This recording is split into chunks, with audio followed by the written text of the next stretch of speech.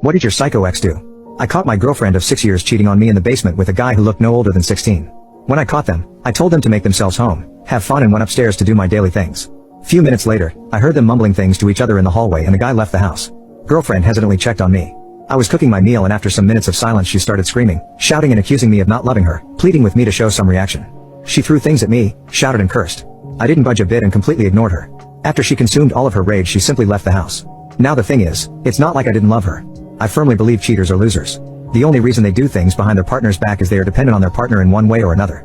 That is why I believe it's best to ignore them. She became just another person for me when I caught her cheating. It was her choice, not mine, so no need to get sad even though it may sound cruel. I packed my important things and left the house the same night. In the following year, I made sure to live my best life. Got my so-deserved promotion, a fat raise, and hit it off with a girl I met a few weeks after the incident. All that time, I did not block her from any of my social media, so she knew everything in my life.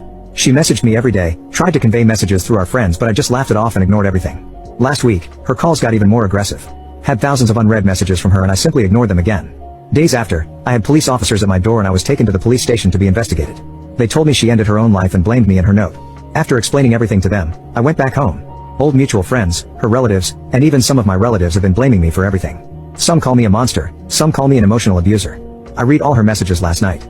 Felt like she was having a different emotion each time she wrote to me. She started by begging me to take her back, then blaming me for everything, then sending random explicit photos of her. Each time she was ignored, she looked more desperate to get an answer from me. In last week's messages she was threatening to end herself, and after being ignored again she sent one last voice message crying and begging. After going through the messages, all I felt was pity. I still do not know why her parents and friends did not notice she was going into a downward spiral. They are hypocrites for blaming me. Again, it was not my choice, it was her choice to do such a thing.